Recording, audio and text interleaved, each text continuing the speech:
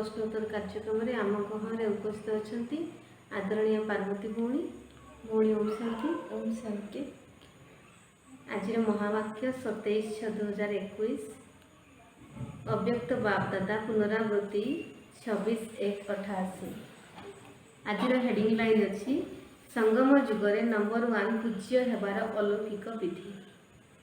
आज अनादि पिता एवं आदि पिता निजर अनादि शालिग्राम पिलामानंकु एवं आदि ब्राह्मण पिलामानंकु दुईटी रूपर देखुछंती। शालिग्राम रूपरे मध्य पूज्य अट एवं ब्राह्मण तथा देवता रूपरे मध्य गायन एवं पूजन योग्य अट। उभय आदि एवं अनादि पिता दुईटी जाक रूपरे पूज्य आत्मा मानकु देखि हर्षित होउछंती। बाबा आज आमको आमे केमती पूज्य हवा तार विधि बतौछंती। तेणु आमे किभଳି पूज्य आम दुईटा रूप आमे पूज्य बाबा देखुछंती। को बाबा देखुछंती? अनादि बाबा भी देखुछंती आ आदि बाबा भी देखुछंती। अनादि बाबा होउछंती शिव बाबा आ आदि होउछंती ब्रह्मा बाबा। तेणु बाबा कहउछंती जे मु तो गोटे प्रकार पूजा पाउछि केवल निराकार रूप ज्योतिर्बिंदु शिव बाबा शिवलिंग आकार पूजा पाउछंती। किंतु तुमे माने दुईटा रूप पूजा पाउछ ब्रह्मा बाबा मध्य आ ब्रह्मा बाबा साथी आमे ब्राह्मण बच्चा माने मध्य दुईटा रूप कौन ना शिव मंदिर रे आमे देखिछंती शालिग्राम रूप समस्ते विभिन्न कलर शालिग्राम सब थाए बहुत प्यार से सेठी भी समस्ते पानी दियंती। तो से शिव मंदिर रे शालिग्राम से माने किए ना वर्तमान परमात्मा को कार्य रे जो माने मददगार ये ब्राह्मण बच्चा माने शालिग्राम रूप रे पूजा पाउछंती। पुणी द्वापर कली जुग रे देवता रूप रे मध्य पूजा पाउछंती। अनादि पितांकर पूजा केवल एकमात्र निराकार रूप रे होउछि किंतु ब्रह्मा को सहित ब्राह्मण पिलामानकर पूजा निराकार एवं साकार दुईटी रूप रे होउछि। तेणु अनादि पिता शिव पिलामानंकु निज ठारू मध्य अधिक डबल रूप रे महान आत्मार मान्यता दउछंती। तेणु आमर दुईटा रूप रे पूजा होउछि। बाबा कहउछन मोर तो गोटे रूप रे पूजा होउछि। तेणु बाबा कहउछन तुमे माने बहुत उच्च आउ महान आत्मा स्वयं भगवान हमकु महान आत्मार मान्यता दउछंती। ताहाले आमे ग्रहण करबा उचित ना नै? मु तो साधारण आत्मा भाबिबानी आमे निजको बहुत उच्च महान आत्मा बोली ग्रहण करबा। आज बाप दादा पिलामानक विशेषता गुड़ी को देखुथिले। एठारे प्रत्येक संतानर विशेषता मध्य स्वतंत्र अटे। कई ब्रह्मा बाबांकर एवं सर्व ब्राह्मण आत्मा मानकर विशेषता गुड़ी को जानी निज भितरे सर्व विशेषता गुड़ी को धारण करी श्रेष्ठ आत्मा अर्थात विशेष आत्मा हो जाउछंती। आउ कई विशेषता गुड़ी को जानी एवं देखी खुशी होउछंती किंतु निज भितरे विशेषता गुड़ी को धारण करिया पई साहस नहीं। आउ कई प्रत्येक आत्मा भितरे बा ब्राह्मण परिवार भितरे विशेषता गुड़ी को थिले मध्य सेमानकु सेही विशेषतार महत्व हिसाब रे देखु नाहंती अर्थात परस्पर को साधारण रूप रे देखुछंती। बाबा जी देखुछंती ब्राह्मण आत्मा मानक भितरे किभଳି विशेषता रहिछि किंतु से विशेषता आधार रे बाबा देखुछंती तीन प्रकार बच्चा। नंबर 1 बच्चा कौन ना विशेषता को धारण कर दउछंती। ब्रह्मा बाबा को भितरे जहाँ विशेषता देखुछंती कि धारण कर दउछ जानिले धारण कले। नंबर 2 बच्चा एवं खुशी भी होउछंती। हाँ खुशी भी होउछंती। आ नंबर 2 बच्चा केवल जानिले खुशी हेले किंतु निज भितरे धारण करबा पई साहस। आ नंबर 3 बच्चा कौन ना विशेषता को जानुछन देखुछंती ना काहाकु विशेषता रूप रे देखु ना जानू ना साधारण रूप रे देखुछंती। तेबे प्रत्येक ब्राह्मण आत्मा भितर कौन ना कौन विशेषता निश्चिंत रही। चाहे 16,000 मालार शेष दाना मध्य होइथांतु किंतु ता भितर मध्य किछि ना किछि विशेषता अछि। सेथिपाई बाबांकर दृष्टि से आत्मा उपरे पड़िछि। बाबा देखुछन जेते ब्राह्मण आत्मा समस्त ब्राह्मण आत्मा भले लास्ट नंबर रो दाना हो पछ 16,108 माला अच्छी तेणु तार लास्ट दाना हो पछ विशेष आत्मा निश्चित रूप कौन पाई विशेष आत्मा? कारण एई आत्मा माने भगवान को चिन्हि पारे, तेणु विशेष आत्मा।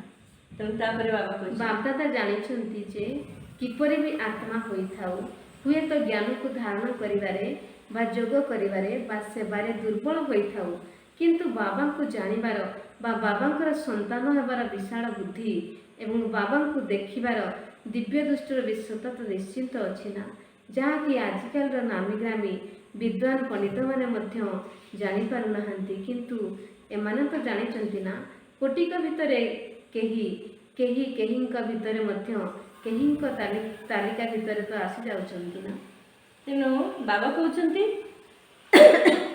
सेमाने समस्तंक भितरे विशेष तो निश्चय, कारण भले बाबा देखिले ब्राह्मण पिला भितरे भले कि ज्ञान बुझिबारे धारण करिबारे कमी हो, सेवा कमी हो, सेवारे भी कमी हो, किंतु तांको भितरे कौन अछि बाबा को जानिबारे बाबा को चिन्हिबार जो विशाल बुद्धि रहिछि, ता सहित जहाँ कि विद्वान पंडित माने जानि पारु नाहंती।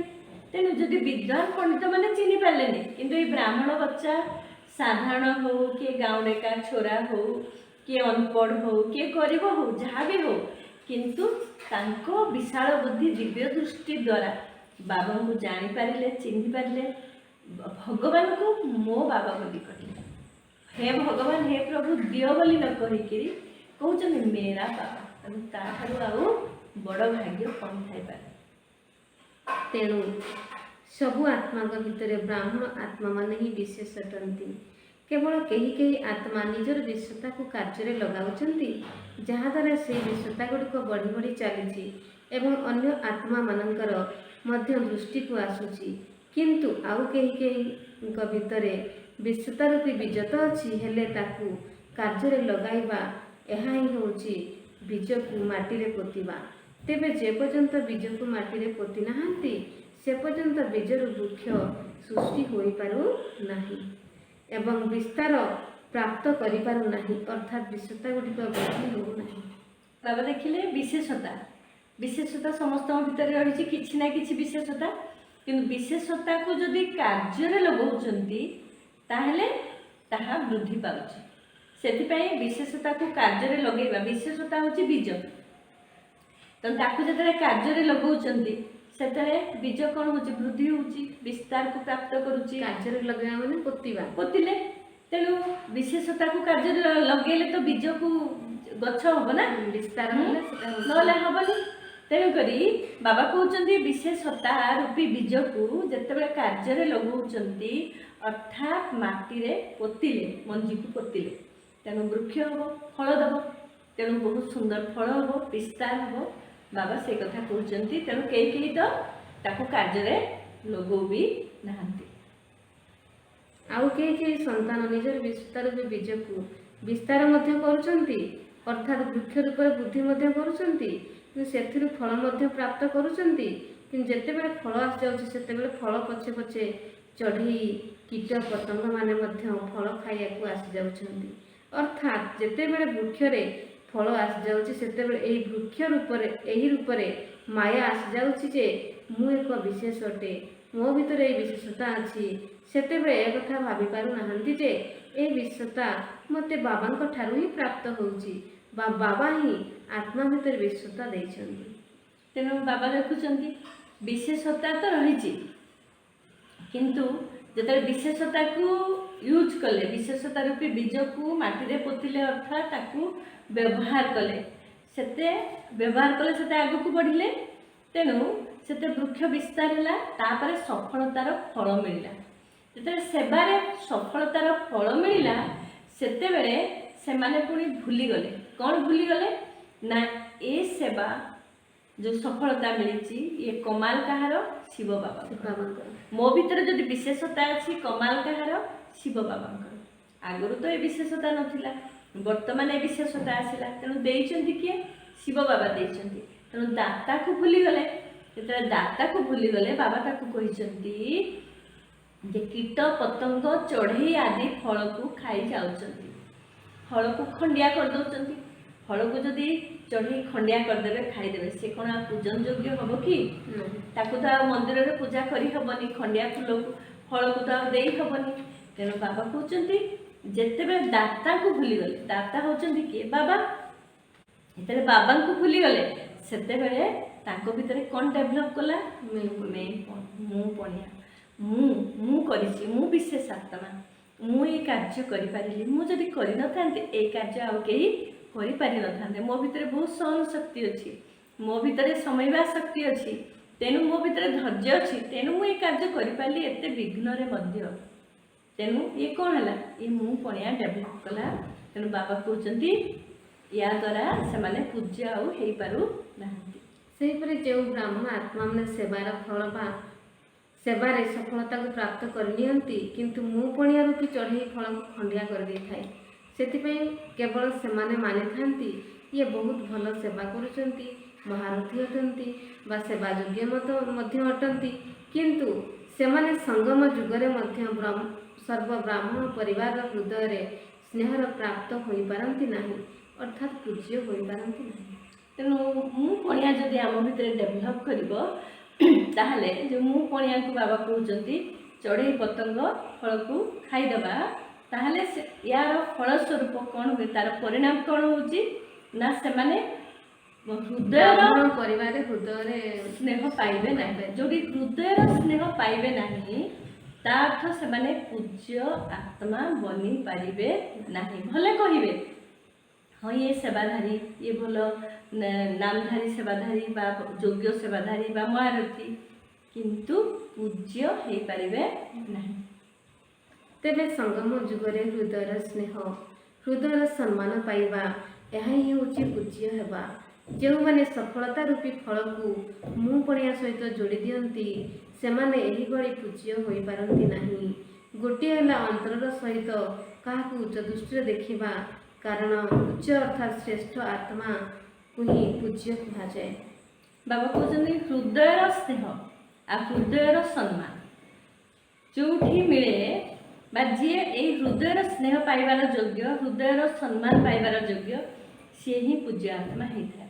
କିନ୍ତୁ ସଫଳତାରେ ଯେତେବେଳେ ମେପନ୍ ମିଶି ଯାଉଛି, ଭଗବାନ ଏ ସଫଳତା କଲେ, ଶିବ ବାବା ଏ ସବୁ କାର୍ଯ୍ୟ କଲେ, କିନ୍ତୁ ମୁଁ କଲି ବୋଲି ଯେତେବେଳେ ଆସିଯାଉଛି, ବାବା କହୁଛନ୍ତି ସେଠି ହୃଦୟର ସ୍ନେହ ଆଉ ଆସିପାରୁନି ବା ମିଳିପାରୁ ନାହିଁ।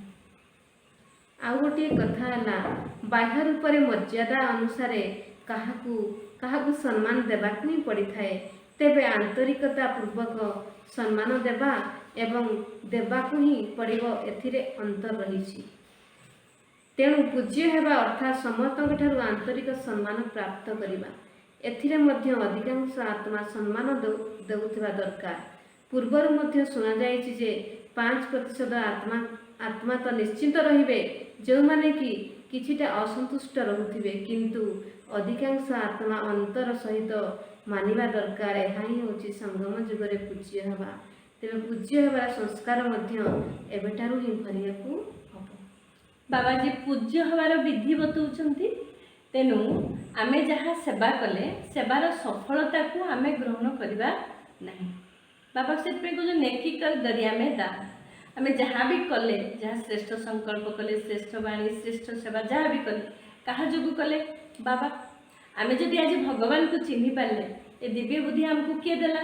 ବାବା ଦେଇଛନ୍ତି। ତେଣୁ ଆମେ ବାବାଙ୍କୁ ଚିହ୍ନି ପାରିଲେ, ତେଣୁ ଆଜି ବାବାଙ୍କର ସେବା ଯୋଗ୍ୟ ବଚ୍ଚା ହେଇପାରିଲେ। ତେଣୁକରି ଆମେ କେବେ ବି ମୁଁ ପଣିଆ ଆମେ ମିଶେଇବା ନାହିଁ, ଯାହାଫଳରେ ଆମେ ପ୍ରକୃତ ପୂଜ୍ୟ ଆତ୍ମା ହେଇପାରିବା, ଯେଉଁଟାକି ଆମେ ସମସ୍ତଙ୍କର ହୃଦୟର ସ୍ନେହର ଗୋଟେ ହେଉଛି ଆନ୍ତରିକତା ସ୍ନେହ, ଆଉ ଗୋଟେ ସ୍ନେହ ଦେବାକୁ। ତେଣୁ ବାହ୍ୟ ରୂପରେ ସ୍ନେହ ଦେବେ, ବାହ୍ୟ ରୂପରେ ସ୍ନେହ ପାଇବାର କିଛି ଭ୍ୟାଲ୍ୟୁ ନାହିଁ। ତେଣୁ ବାବା କହୁଛନ୍ତି ଭଲେ 5% ଆତ୍ମା ତୁମେ ଯେତେ ଭଲ ହେଲେ ମଧ୍ୟ ଅନ୍ୟମାନଙ୍କୁ ଚଳିବ। ଯଦି 5% ଏମିତି କହିହେବନି, କାରଣ କିଛି କର୍ମିକ ଏକାଉଣ୍ଟ କାରଣରୁ କାହା କେଉଁ ଆତ୍ମା ସହିତ ଆମର କର୍ମର ହିସାବ କିତାବ ଥିବ, ତାକୁ ଆମର ଭଲଟା ବି ଭଲ ଲାଗିବ ନାହିଁ। ତ ସେଇ ଜାଗାରେ ବାବା କହୁଛନ୍ତି ଚଳିବ, ତ ବି ସେ ପୂଜ୍ୟ ଆତ୍ମା ହେଇପାରିବ ଯଦି 5% ଆତ୍ମା ବି ଆମ ଉପରେ ସନ୍ତୁଷ୍ଟ ନାହାନ୍ତି। ତେଣୁ ହୃଦୟର ସ୍ନେହ ପାଇବା ପାଇଁ ଆମେ ମୁଁ କିଛି କରିନାହିଁ, ସବୁ କଲେ କିଏ? ବାବା। ତେଣୁ ପୂଜ୍ୟର ଚିହ୍ନ ହେଲା ତାଙ୍କ ଆଗରେ ଧୂପବତୀ ଜଳାଇବେ, ଫୁଲହାର ପିନ୍ଧାଇବେ, ଆରତି କରିବେ, କୀର୍ତ୍ତନ କରିବେ, ତିଲକ ଆଦି ଲଗାଇବେ। ତେବେ ସଙ୍ଗମ ଯୁଗରେ ଏହିସବୁ ସ୍ଥୂଳ ବିଧି କିଛି ବି ନଥାଏ, କିନ୍ତୁ ସଙ୍ଗମ ଯୁଗରେ ସର୍ବଦା ଅନ୍ତର ଭିତରେ ସେହି ପୂଜ୍ୟ ଆତ୍ମାମାନଙ୍କ ପ୍ରତି ସଚ୍ଚା ସ୍ନେହ ରୂପକ ଆରତି କରିଥାନ୍ତି। ଆତ୍ମାମାନଙ୍କ ଦ୍ୱାରା ସର୍ବଦା କୌଣସି ନା କୌଣସି ପ୍ରାପ୍ତିର କୀର୍ତ୍ତନ ମଧ୍ୟ ହୋଇଥାଏ। ସର୍ବଦା ସେହି ଆତ୍ମାମାନଙ୍କ ପ୍ରତି ଶୁଭ ଭାବନାର ଧୂପକାଠି ବା ଦୀପ ମଧ୍ୟ ଜଳାଇଥାନ୍ତି। ସର୍ବଦା ଏଭଳି ଆତ୍ମାମାନଙ୍କୁ ଦେଖି ସେମାନେ ନିଜେ ଯେଉଁଭଳି ବାବାଙ୍କ ଉପରେ ସମର୍ପିତ ହୋଇଯାଇଥାନ୍ତି, ସେହିପରି ଅନ୍ୟ ଆତ୍ମାମାନଙ୍କ ଭିତରେ ମଧ୍ୟ ବାବାଙ୍କ ରୂପରେ ସମର୍ପିତ ହେବାର ଉମଙ୍ଗ ଉତ୍ସାହ ଆସିଥାଏ। ତେଣୁ ବାବା କହୁଛନ୍ତି ଯେ ଯେଉଁମାନେ ପୂଜ୍ୟ ସେମାନଙ୍କୁ କ'ଣ କରିଥାନ୍ତି? ଧୂପ, ଦୀପ, ଫୁଲ, ଚନ୍ଦନ, ଫୁଲହାର, ଆରତି ଏସବୁ କରିଥାନ୍ତି, କୀର୍ତ୍ତନ କରିଥାନ୍ତି। ତେଣୁ ବାବା କହୁଛନ୍ତି ଏଠି ଆମକୁ ଶୁଭ ଭାବନାର, ହୃଦୟର ସ୍ନେହର ଆରତି ଆଉ ଶୁଭ ଭାବନାର ଧୂପ ଦଉଛନ୍ତି। ଯଦି ଆମେ ସଙ୍ଗମ ଯୁଗରେ ଆମେ ବର୍ତ୍ତମାନ ଯୋଉଟାକି ଆମେ ପ୍ରାପ୍ତ କରୁଛନ୍ତି, ସେଥିପାଇଁ ଆମେ ଏଭଳି ଯୋଗ୍ୟ ପୂଜ୍ୟ ଆତ୍ମା ହେବା ଉଚିତ। ତେଣୁ ଭକ୍ତି ମାର୍ଗରେ ପୂଜ୍ୟ ହେବାଠାରୁ ଶ୍ରେଷ୍ଠ ପୂଜା ବର୍ତ୍ତମାନ ହିଁ ହେଉଛି। ଯେପରି ଭକ୍ତି ମାର୍ଗର ପୂଜ୍ୟ ଆତ୍ମାମାନଙ୍କର କିଛି ସମୟର ସମ୍ପର୍କ ଦ୍ୱାରା ଅର୍ଥାତ୍ କେବଳ ମୂର୍ତ୍ତି ସମ୍ମୁଖକୁ ଚାଲିଗଲେ ମଧ୍ୟ ଅଳ୍ପ ସମୟ ପାଇଁ ଶାନ୍ତି, ଶକ୍ତି ଏବଂ ଖୁସିର ଅନୁଭବ ହୋଇଥାଏ, ସେହିଭଳି ସଙ୍ଗମ ଯୁଗୀ ପୂଜ୍ୟ ଆତ୍ମାମାନଙ୍କ ଦ୍ୱାରା ଏବେ ମଧ୍ୟ ଗୋଟିଏ ମିନିଟ୍ ବା 2 ମିନିଟ୍ ପାଇଁ ଯଦି ଦୃଷ୍ଟି ମିଳିଯାଉଛି, ତେବେ ବି ଆତ୍ମାମାନେ ଖୁସି, ଶାନ୍ତି ବା ଉମଙ୍ଗ ଉତ୍ସାହର ଅନୁଭବ କରିଥାନ୍ତି। ତେବେ ଏହିଭଳି ପୂଜ୍ୟ ଆତ୍ମାମାନେ ହିଁ ନମ୍ବର ବିଶେଷ ଆତ୍ମା ଅଟନ୍ତି। ତେଣୁ ବାବା ଉଦାହରଣ ଦେଲେ ଭକ୍ତି ମାର୍ଗରେ ଆମେ ଯାହାର ଯେଉଁ ଯିଏ ଇଷ୍ଟ ଦେବୀ, କିଏ ସନ୍ତୋଷୀ ଦେବୀ, କିଏ ହନୁମାନ, କିଏ ଗଣେଶ, କିଏ ସରସ୍ୱତୀ ଦେବୀ, କିଏ ଦୁର୍ଗା ଦେବୀଙ୍କ ପାଖକୁ ଯାଇଥାନ୍ତି। ତେଣୁ ଯାଇକି ଦେବୀଙ୍କର ଦୃଷ୍ଟି ପାଇବା ଜଡ଼ମୂର୍ତ୍ତି ହେଲେ ଅନୁଭବ କରୁଛନ୍ତି, ଜଡ଼ମୂର୍ତ୍ତି ହେଲେ ବି ସେଠି ଖୁସି ଶାନ୍ତି ହେଇଯାଉଛନ୍ତି ନାଇଁ। ତେଣୁ ବାବା କହୁଛନ୍ତି କିନ୍ତୁ ବର୍ତ୍ତମାନ ଯେଉଁମାନେ ପୂଜ୍ୟ ଆତ୍ମା ସେମାନଙ୍କ ପାଖରୁ ମଧ୍ୟ ସେମାନେ ଏମିତି ହେବା ଦରକାର, ତାଙ୍କ ସାଥିରେ ଯେତେବେଳେ ଅନ୍ୟମାନେ ରହୁଛନ୍ତି ତାଙ୍କ ଦୃଷ୍ଟି ଦ୍ୱାରା, ତାଙ୍କ ବାଣୀ ଦ୍ୱାରା ଅନ୍ୟମାନଙ୍କୁ ସେଇଭଳି ଖୁସି, ଶାନ୍ତି, ଉମଙ୍ଗ, ଉତ୍ସାହ ଅନୁଭବ ହଉ। ଆମ ପାଖରେ ଯିଏ ମିଶିବ ଯଦି ତାକୁ ଟିକେ ଉମଙ୍ଗ, ଉତ୍ସାହ ଅନୁଭବ ନହେଲା, ତାହେଲେ ଆମେ କ'ଣ ପୂଜ୍ୟ ଆତ୍ମା କିଛି ବଞ୍ଚନ୍ତି? ଆମେ ତ ପୂଜ୍ୟ ପଣିଆର କିଛି ବି କ୍ୱାଲିଟି ନାହିଁ ବୋଲି ଜାଣିବା। ଯେପରି ଶିବ ବାବାଙ୍କ ସହିତ ବ୍ରହ୍ମା ବାବାଙ୍କର ମଧ୍ୟ ଶ୍ରେଷ୍ଠତାର ଗାୟନ ହେଉଛି, ସେହିପରି ତୁମେମାନେ ମଧ୍ୟ ସର୍ବଦା ଏହିଭଳି ସଂକଳ୍ପ, ବାଣୀ ଏବଂ କର୍ମରେ ଯାହାକି ସଦାକାଳ ପାଇଁ କମାଲ ଅର୍ଥାତ୍ ଶ୍ରେଷ୍ଠ ହୋଇଥିବ। କାରଣ ଯଦି କମାଲ ଅର୍ଥାତ୍ ଶ୍ରେଷ୍ଠ କର୍ମ ହେବ, ତେବେ ଆଉ ଧମାଲ ହେବ ନାହିଁ, ଅର୍ଥାତ୍ ବିଶୃଙ୍ଖଳା ହୋଇପାରିବ ନାହିଁ। ତେଣୁ ଯଦି କମାଲ ନ କରିବ, ତେବେ ଧମାଲ ନିଶ୍ଚିନ୍ତ କରିବ, ଚାହେ ସଂକଳ୍ପ ଦ୍ୱାରା ହେଉ ବା ବାଣୀ ଦ୍ୱାରା ହେଉ। କାରଣ ସଂକଳ୍ପରେ ଯଦି ବ୍ୟର୍ଥ କଥାର ତୁଫାନ ଆସୁଛି ବା ନିଶ୍ଚିନ୍ତ ଚିନ୍ତନ ଚାଲୁଛି, ତେବେ ଏହା ମଧ୍ୟ ଧମାଲ ଅଟେ ନାହିଁ। ତେଣୁ ବାବା କହୁଛନ୍ତି ଯେମିତି ବ୍ରହ୍ମା ବାବା ସଂକଳ୍ପ, ବାଣୀ, କର୍ମ ସବୁଥିରେ ତାଙ୍କର କମାଲ ବା ଶ୍ରେଷ୍ଠ କର୍ମ ସବୁଥିରେ ଶ୍ରେଷ୍ଠତା ଥିଲା। କର୍ମ ଶ୍ରେଷ୍ଠ, ଦୃଷ୍ଟି ଶ୍ରେଷ୍ଠ, ବୃତ୍ତି ଶ୍ରେଷ୍ଠ, ବାଣୀ ଶ୍ରେଷ୍ଠ, ସବୁ ଶ୍ରେଷ୍ଠ ଥିଲା। ସେଇଭଳି ଆମେ ବାବାଙ୍କର ବଚ୍ଚା ମାନେ ଆମେମାନେ ମଧ୍ୟ ଏଇଭଳି ସଂକଳ୍ପ, ବାଣୀ, କର୍ମ ସବୁଥିରେ, ବୃତ୍ତିରେ ମଧ୍ୟ ସବୁଥିରେ ଆମେ ଏମିତି ଶ୍ରେଷ୍ଠତା ରହିବ। ଯଦି ଶ୍ରେଷ୍ଠ ସଂକଳ୍ପ, ଶ୍ରେଷ୍ଠ ଶ୍ରେଷ୍ଠ କର୍ମ, ତାହେଲେ ଆମେ କମାଲ କରିବା। ନହେଲେ ଯଦି କରୁନାହାନ୍ତି ତାହେଲେ କ'ଣ? ତାହେଲେ ଧମାଲ ହେଇଯାଉଛି। ଧମାଲ ମାନେ ଯଦି ସଂକଳ୍ପରେ ଯଦି ବ୍ୟର୍ଥର ତୁଫାନ ଆସୁଛି, ତାହେଲେ ଧମାଲ ହେଇଗଲା। ଉଚ୍ଚ ନାମ ଏବଂ ଉଚ୍ଚ ଶ୍ରେଷ୍ଠ କର୍ମ ପାଇଁ ମଧ୍ୟ ବ୍ରାହ୍ମଣ ଡାକୁଛନ୍ତି, କାହାର କଲ୍ୟାଣ କରିବା ପାଇଁ ମଧ୍ୟ ବ୍ରାହ୍ମଣଙ୍କୁ ହିଁ ଡାକୁଛନ୍ତି। ତେଣୁ ଶେଷ ଜନ୍ମ ପର୍ଯ୍ୟନ୍ତ ବ୍ରାହ୍ମଣ ଆତ୍ମାମାନଙ୍କର ଉଚ୍ଚ ନାମ ଏବଂ ଉଚ୍ଚ କାମ ପ୍ରସିଦ୍ଧ ଅଟେ। ତେଣୁ ବାବା କହୁଛନ୍ତି ତୁମେମାନେ ବର୍ତ୍ତମାନ ଯେଉଁ ଶ୍ରେଷ୍ଠ କର୍ମ କରୁଛ, ଶ୍ରେଷ୍ଠ ସଂକଳ୍ପ କରୁଛ, ଆମ ବ୍ରାହ୍ମଣ ଆତ୍ମାମାନେ ଆମ ପରିବାର କି? ସାରା ବିଶ୍ୱ ଆମର ପରିବାର। ସାରା ବିଶ୍ୱର କଲ୍ୟାଣ କରିବା ହେଉଛି ଆମର କାମ। ତେଣୁ ଆମେ ଯେଉଁ ବର୍ତ୍ତମାନ ସଂକଳ୍ପ, ବାଣୀ, କର୍ମରେ ଯେଉଁ ଶ୍ରେଷ୍ଠତା ଆମର ରହୁଛି, ତାର ଫଳ ସ୍ୱରୂପ ଦ୍ୱାପର ଯୁଗରୁ ବ୍ରାହ୍ମଣ ମାନଙ୍କୁ ନ ଡାକିଲେ କୌଣସି ଶ୍ରେଷ୍ଠ କାମ କରୁନାହାନ୍ତି। ପ୍ରତ୍ୟେକ ଭଲ କାର୍ଯ୍ୟରେ ବ୍ରାହ୍ମଣ ମାନଙ୍କର ନାମ ନେଇ କରୁଛନ୍ତି, ତାଙ୍କ ଦ୍ୱାରା ସବୁ ଆରମ୍ଭ ମଧ୍ୟ କରୁଛନ୍ତି। ତେଣୁ ଆମେ କେତେ ଶ୍ରେଷ୍ଠ ହେବା ଉଚିତ। ପାର୍ଟିମାନଙ୍କ ସହିତ ସାକ୍ଷାତ। ଯେଉଁଠାରେ ବାବାଙ୍କର ହାତ ଏବଂ ସଙ୍ଗ ରହିଛି ସେଠାରେ ସଦାକାଳ ପାଇଁ ମଉଜ ଭରା ଜୀବନ ହୋଇଯିବ। ସେମାନେ କେବେ ହେଲେ ସଂଶୟ ଭିତରେ ରହୁନଥିବେ, ମଉଜରେ ରହୁଥିବେ। କୌଣସି ପ୍ରକାର ପରିସ୍ଥିତି ସେମାନଙ୍କୁ ନିଜ ଆଡ଼କୁ ଆକର୍ଷିତ କରିପାରିବ ନାହିଁ। ସେମାନେ ସର୍ବଦା ବାବାଙ୍କ ପ୍ରତି ଆକର୍ଷିତ ହୋଇ ରହୁଥିବେ। ବାବା କହୁଛନ୍ତି ଯେତେବେଳେ ଆମେ ବାବାଙ୍କ ସାଥୀ ରହୁଛି, ହାତ ରହୁଛି ଆଉ ସଙ୍ଗ ରହୁଛି, ଦୁଇଟା କଥା କହିଛନ୍ତି। ସେତେବେଳେ ମଉଜ ରହିବ। ହାତ କ'ଣ? ବାବାଙ୍କର ହାତ ମାନେ କ'ଣ? ଆଉ ବାବାଙ୍କର ସଙ୍ଗ ମାନେ କ'ଣ? ହାତ ହେଉଛି ଶ୍ରୀମତ।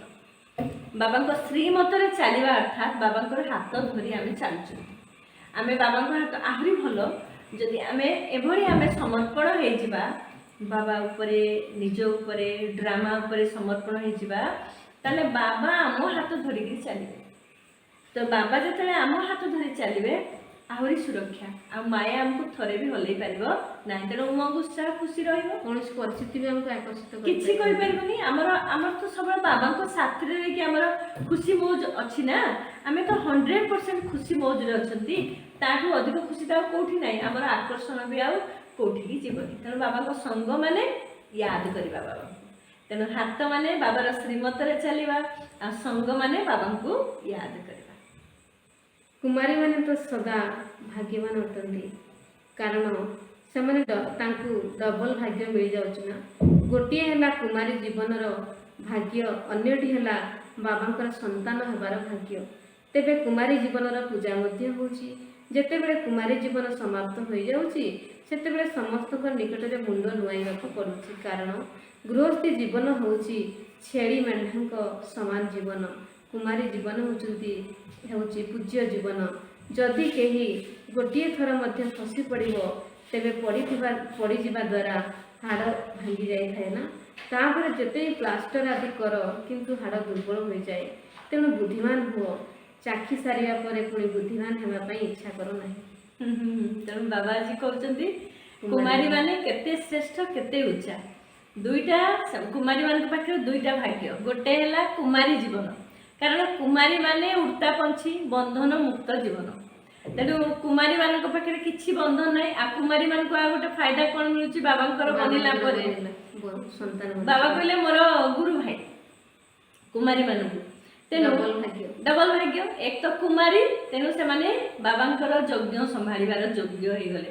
ଛୋଟିଆ କୁମାରୀ ଭଉଣୀ ହେଲେ ମଧ୍ୟ ଦିଦି, ଟିଚର ଦିଦି ହେଇଗଲେ, ସେ ଗୋଟେ ଭାଗ୍ୟ।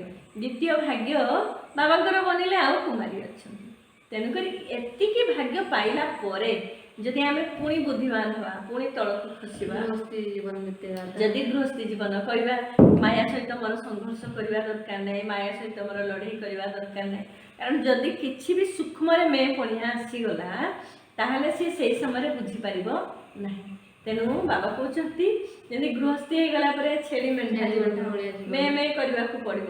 କିନ୍ତୁ ତା ପୂର୍ବରୁ ଯେତେବେଳେ କୁମାରୀ ଥିଲେ, କୁମାରୀ ମାନଙ୍କର ସ୍ୱତନ୍ତ୍ର ପୂଜା ହୁଏ ନାଇଁ। ନବରାତ୍ରରେ କୁମାରୀ ପୂଜା ସ୍ୱତନ୍ତ୍ର ହେଇଥାଏ। ତେଣୁ ବାବା କହୁଛନ୍ତି ଏବେ ଆଉ ବୁଦ୍ଧିଆ ହୁଅନି, ଆଉ ତୁମେ ଗୃହସ୍ଥ ପାଖକୁ ଯାଅନି।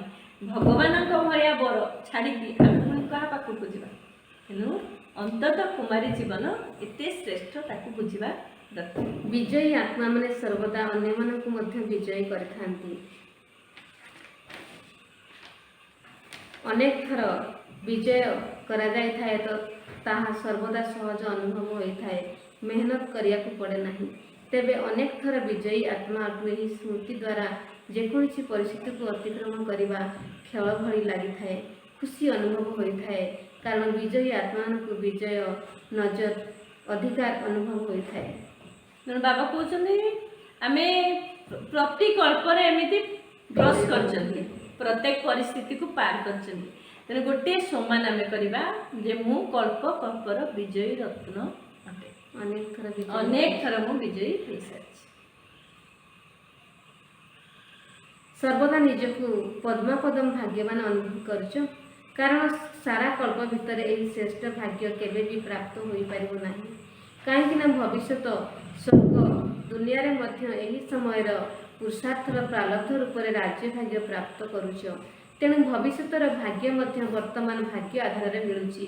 तेणु यही समय भाग्यर ही महत्व रही, कारण केवल वर्तमान समय ही मंजी पतुच एवं अनेक जन्म पर्यंत फल प्राप्त करुच। तेणु महत्व तो मंजीर ही कहुना। तेणु बाबा कहते तमें वर्तमान जो श्रेष्ठ संकल्प तुम करुच बुझीपार एबे ही भाग्य माने भाग्य रूपी बीज रोपण कर समय। तेणु एबे जदि न करबा तुम कल्प कल्प कर। प्रश्न अच्छी लौकिक संबंध में बुद्धि सर्वदा यथार्थ निर्णय करिपारुथबा एहार विधि कौन? उत्तर अच्छी केबे भी लौकिक कथा को बुद्धि रे रखी निर्णय करिवार नाही। अलौकिक शक्तिशाली स्थिति रे रही निर्णय कर।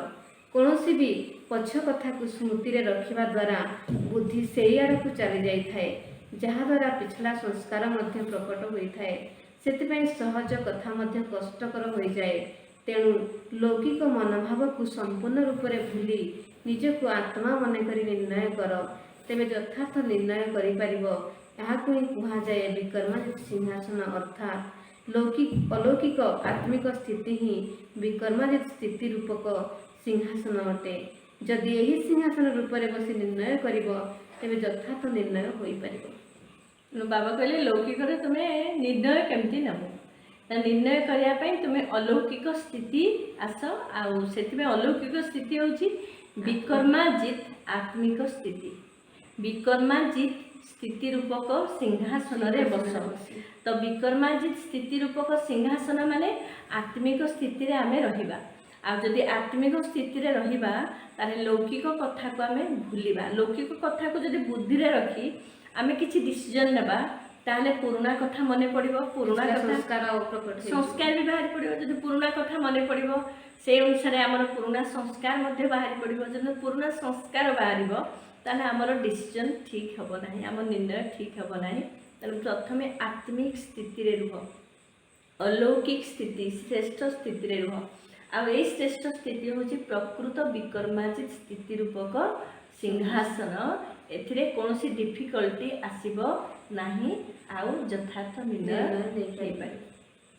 आजिर वरदान अछि साथी एवं साक्षी पणियार स्मृति द्वारा सर्वबंधन मुक्त होउथबा सर्वशक्ति संपन्न आत्मा हो।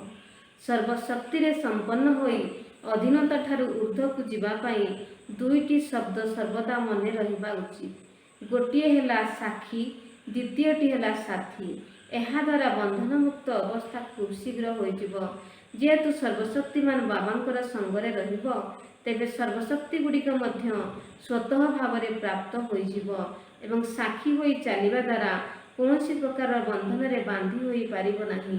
तेणु निमित्त मात्र एही शरीर भितर रही कर्म कर, पुणी साक्षी होई जाओ। विशेष भाव रे एही अभ्यास को बढ़ाओ। तेणु दुईटा अभ्यास करिया बाबा कहले, गोटे साक्षी आ गोटे होची साथी। जेतले आमे साक्षी हेइबा, साक्षी भाव को धारण करवा। साक्षी भाव कौन ना आमे आत्मिक स्थिति रे रही आमे प्रत्येक कार्य को देखिया। प्रथमे अंतर्मुखी हेबा, अंतर्मुखी हेकि आमे साक्षी स्थिति को देखिबा। तापर साक्षी स्थिति रे रही बाह्यमुखता को आसीबा, माने आमे जहा देखिबा किंतु ताहा साक्षी भाव रे देखिबा। यदि साक्षी भाव रे रहिले ताले हमकु कोनोसी बंधन हमकु बांधी पारिबो नाही। तेणु बंधन मुक्त हो गले। जेतले बंधन मुक्त हो गले सेतले बाबार साथी को अनुभव करिया। आ जदि बाबार साथी को अनुभव कले सर्वशक्ति संपन्न हो गले। जदि सर्वशक्ति संपन्न हो गले आउ ता सहित बंधन मुक्त हो गले ताहले सफलता सबुथिरे हे जे। आजिर स्लोगान अछि अशुद्ध और शुद्ध भितर जदि युद्ध चली तेबे ब्राह्मण परिवर्ते क्षत्रिय अट। तेणु आम ब्राह्मण, ब्राह्मण माने शुद्ध, ब्राह्मण माने पवित्रता। तेणु ये अशुद्ध को जीवाना संकल्प भी ना। संकल्प जब व्यर्थ आसला अशुद्ध।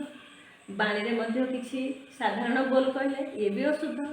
तेणु कर्म मध्य आमर श्रेष्ठ कर्म हबार अच्छी। आ शुद्ध अशुद्ध जब चलो ताले आम ब्राह्मण नुहे क्षत्रिय। क्षत्रिय आज मुरली को बहुत सुंदर भाव स्पष्टीकरण कर भौणी को अशेष धन्यवाद दे आज कार्यक्रम को आम ये रखुचु।